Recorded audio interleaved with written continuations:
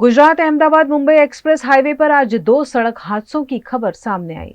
Ahmedabad Mumbai express way पर वडोदरा के आजवा 4 रास्ता निकट सूरत से अहमदाबाद की ओर जाने वाली सड़क पर अज्ञात वाहन ने बाइक चालक को टक्कर मार दी, जिसमें पति पत्नी की मृत्यु हो गई है, जबकि 2 बच्चों को गंभीर चोटें पहुंची हैं, जिनका एसएसजी अस्पताल में इलाज जारी है।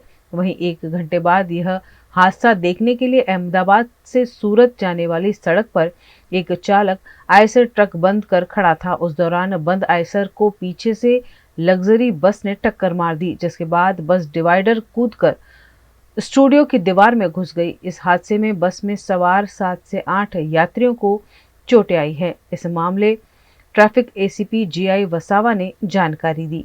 लगभग 5-1 વાગ્યાની આસપાસ સુરતથી અમદાવાદ જતા રસ્તે એક અજાણ્યા વાહને 2 વ્હીલરને ટક્કર મારી હતી, જેમાં પતિ પત્નીનું મોત થયું છે અને એમના 2 બાળકો હતા। એ બાળકો સદનસીબે જીવે છે અને એ તમામને એસએસજી હોસ્પિટલ લઈ જવામાં આવ્યા છે।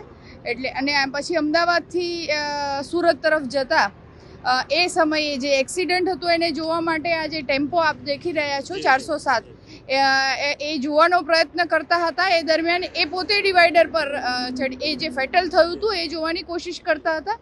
અમારી પોલીસની ટ્રાફિકની અને સ્થાનિક પોલીસની ટીમ ત્યાં હાજર જ હતી પણ અને રોડ ક્લિયર કરાવી રહ્યા હતા। એ દરમિયાન આ જે ટેમ્પો ચાલક હતા એ એક્સિડન્ટ ફેટલ જોવાની કોશિશ કરતા હશે ને એમનું જાણવા મળ્યું છે કે એમનો કાબુ એમના પોતાના 407 વાહન પરથી જતો રહ્યા અને એ ડિવાઈડર પર ચડી ગયા। એટલે જે પાછળ આવતી લક્ઝરી હતી એને પણ એનું બેલેન્સ ગુમાવી દીધું અને આપ જોવો છો એમ રેલિંગ તોડીને સામે લક્ઝરીને પણ નુકસાન થયું છે।